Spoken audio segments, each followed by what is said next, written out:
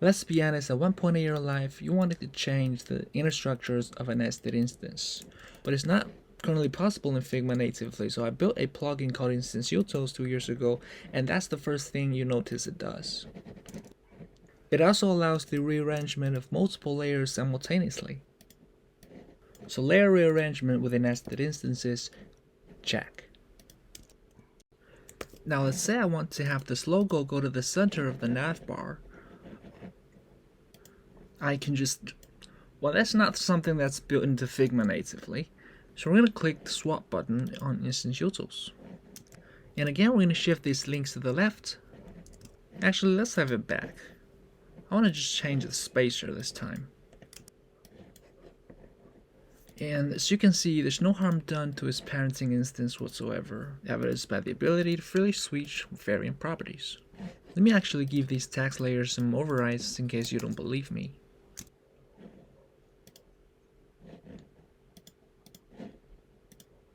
See, this is my definition of parenting instance integrity unaffected. Well, let's tweak it even more. The interface design process is fun. I have a couple other instances thrown around up here.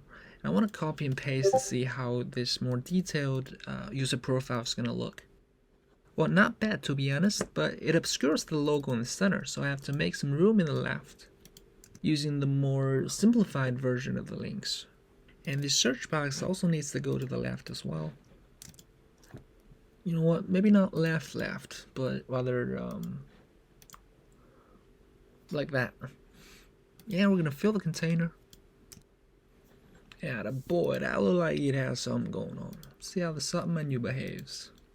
Oh, that's smart. By the way, it has no component like this. I'm taking you to its parent to have a look. See, it has no component that resembles what its instance look like, not even close. So far I've shown you instance shifting, copy pasting, and swapping.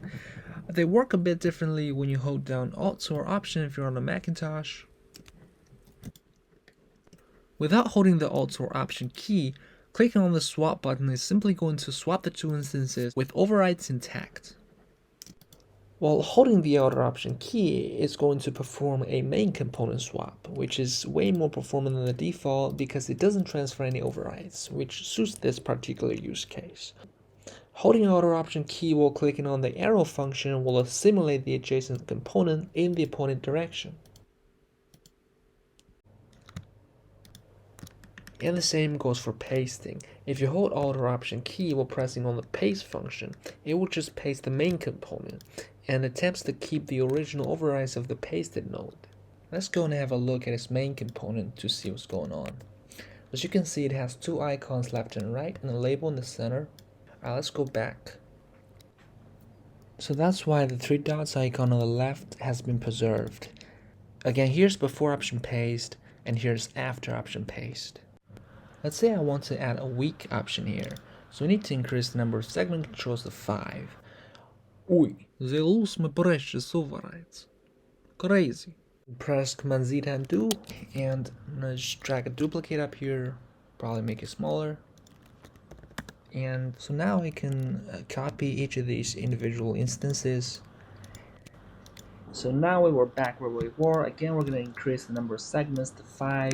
Then we're going to batch paste everything back in. Of course, there's a batch paste function. Let's change the text to say week. Now the last function on the plugin UI is local edit, because there are times you need more than just swap and copy paste. For example, this chart I have here. Click on local edit. Now we can edit them freely.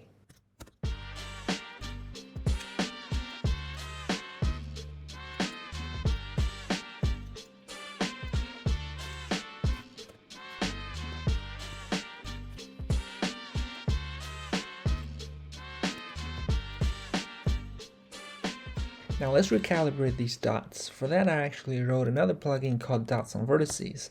I'm just going to select all the lines and run Dots on Vertices. Now let's select all the dots and use a color drop. Relaunch Instance Utils. Notice I will snap right back to the node we were editing. Now I can decide whether I want to apply the changes or forfeit and have it reset.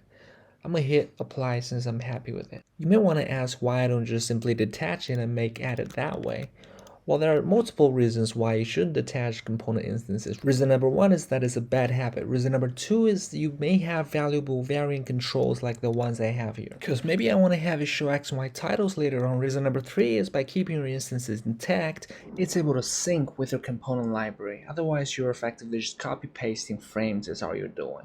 And there are tons of other reasons why you shouldn't attach instances. But I've got one more thing I want to share. If you haven't been using slots are predefined containers placed within the component itself. Slots children can be fully modified, meaning you can arrange their children like this, duplicate them, unduplicate them.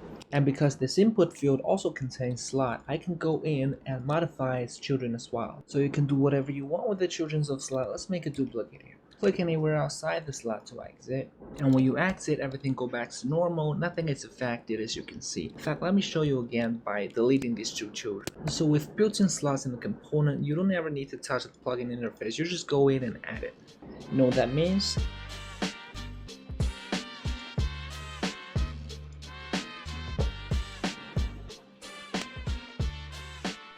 Like, subscribe, and share this video if you think it's helpful. It's been Mr. Biscuit.